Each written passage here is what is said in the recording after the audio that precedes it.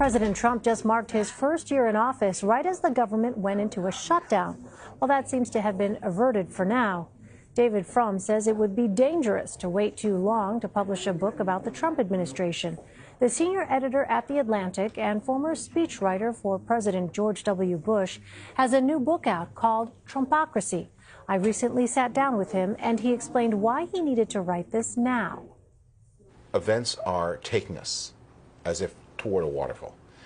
And maybe it's not going to be as bad as I fear, but if I don't want to be at the bottom of the waterfall saying, wow, that was really a terrible crash. I would rather be at the top of the waterfall saying, there's still time, paddle. And so this is your real time, as best you could do, a response to what it is that we are seeing. I feel like I'm a participant in these events. I'm not just a spectator. I'm trying to prevent the worst. When I wrote an article at the very beginning of the Trump administration, sort of predicted some things that were to come. And I reminded people of the story of the Christmas Carol where the different spirits come, and the last spirit, Scrooge asks him, are you the vision of things that must be or the things that may be? And the spirit doesn't answer. I am presenting visions of things that may be, but we can make a future that is different if we act now. And that's why we need the book now and the information now. So the way that you build your case, you say Trumpocracy is a study of President Trump's power rather than his personality. And you believe that the way that he's using his power is doing harm to our institutions. Can you explain that? Well, President Trump right now is receiving millions of dollars in payments. We don't know how much. From businessmen in foreign countries, we don't know who. In the Philippines, in Turkey, in the United Arab Emirates. And these businessmen, his partners, by the way, his main partner in the Philippines is now the Filipino ambassador to the United States. These business people are subject to pressure from their governments. So to some degree, Turkey and the Philippines and the United Arab Emirates have their hand on the throat of Donald Trump, never mind what Russia has on him. And none of this is known to the American public. And as the normal safeguards of American government go into effect, Trump is one by one turning them off to protect himself. As you know, the president has said that he has disentangled himself and walled off his business interest from the presidency. Well, that doesn't even pretend to be true. He continues to receive income. He receives his income through a series of trusts over which he has total control, and he hasn't hired professional managers. He's hired his two sons who act as if they are also presidential aides, and the sons, by their own admission, report to him every month on the receipts. So it doesn't even pretend to be true, and it's obviously not true. You cite in your book, there's no pretense about that. They have stated that they report to him about the business aspects. You criticize the way the president has used his power throughout the book, but you also lay the problems that you see on Republicans in Congress, and more than 24 of them are actually planning on leaving office by 2019. Why do you think they're exiting now? Well, the individual members are exiting because they fear a bad Republican year in 2018, and they're trying to make their best retirement plans while they can. They've passed this giant tax bill. The bill is very hard to understand, and it creates a lot of lobbying opportunities. And so I think people would rather start lobbying now rather than wait to lose and then look for jobs. But the Republican Party is bought in, to some degree involuntarily. They're trapped. They made a devil's bargain with Donald Trump, and now that bargain is coming due.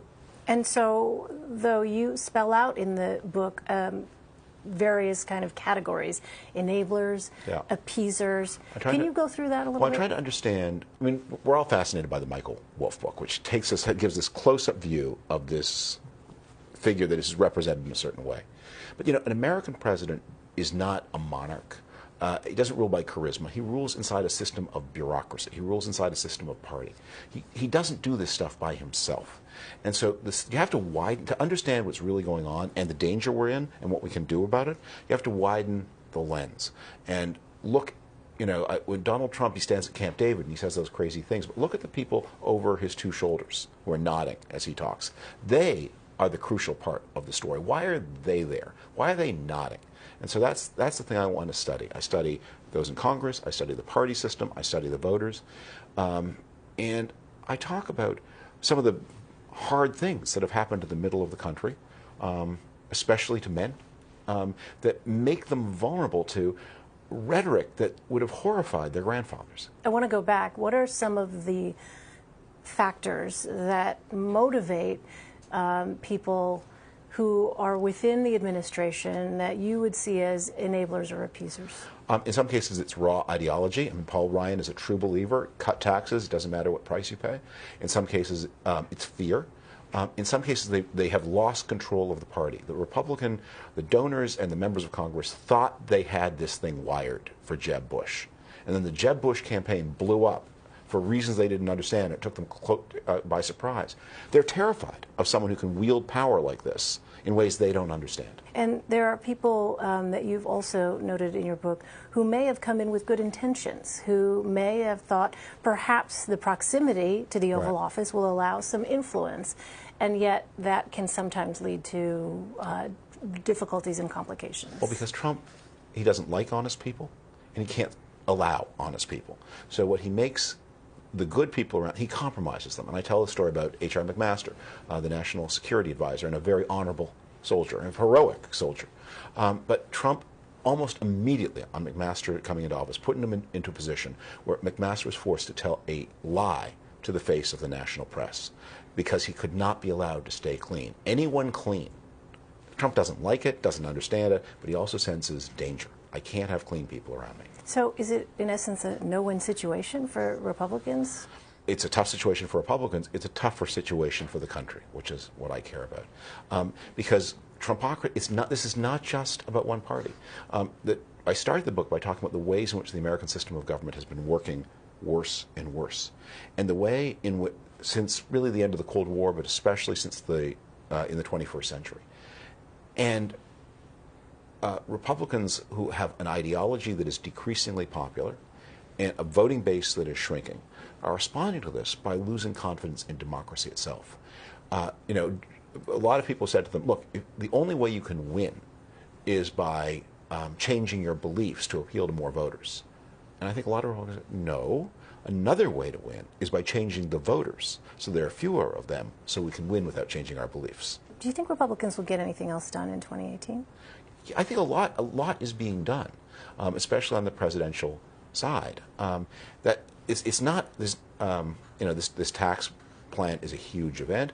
I think there will be the attacks on the Affordable Care Act are huge, and there are other things as well.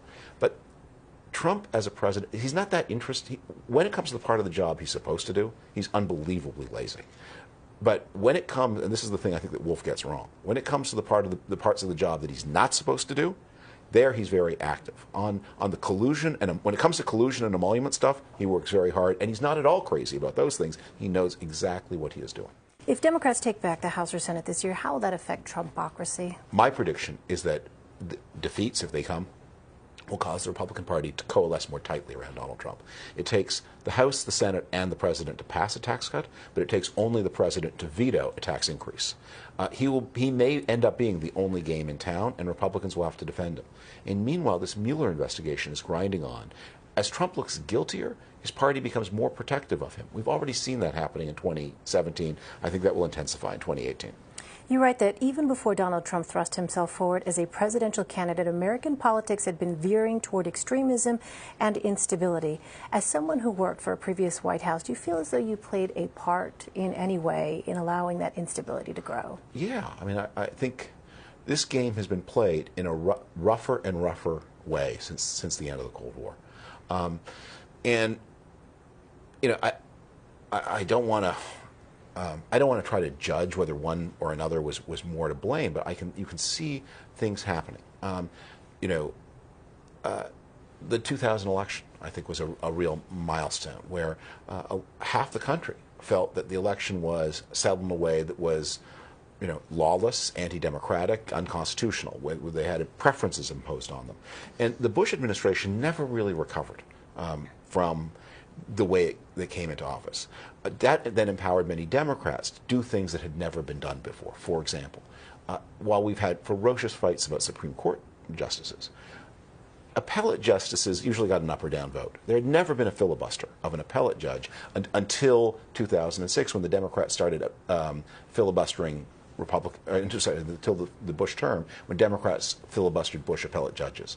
Then it was the Republicans' turn under Barack Obama, and they tried to stop all of his appointments, and we were spiraling. President Obama used executive orders in ways that He issued not that many executive orders compared to other presidents, but they were much more important. And this is a big Obama talking point. He didn't issue very many, yes, but when he did, they substituted for laws. So what he did with the DACA, that's a law. That's not an executive order. He completely rewrote the immigration statutes of the United States, and by the way, was ultimately rebuked by the courts for what he had done. And that in turn created new ideas among the Republicans about things they would do with executive power if they were reduced. Watch what Donald Trump does. Should Republicans lose both houses of Congress when he is reduced to executive orders? It'll take your breath away. The last chapter of your book is called Hope. What have you seen in the past year that makes you hopeful? I have seen a rebirth of civic spirit of a kind that is really inspiring. 2014 saw the lowest voter turnout in any election since 1942, when millions of Americans were in uniform and across the ocean and couldn't vote. I thought in 2006 there was a lot of cynicism and disengagement about the process. I hate everybody, voters would say. I think I see a rebirth of this. I see something else.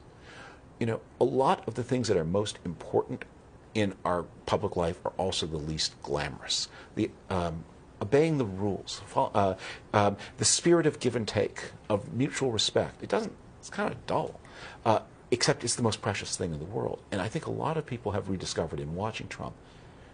There's so many things that are wrong, and there's so many things of his abuse of power, but at the foundation of it, he's cruel. He's just a cruel person. He torments his children. He torments his wife. He torments his ex-wives. He bullies his staff. And I think people just see that every day in your Twitter feed or on TV. I think it makes people understand it's really important to be kind. And I hope we will see a softening of our public life, a softening of the way we speak, a revulsion, and then a return to some higher decency. David Frum, thank you so much.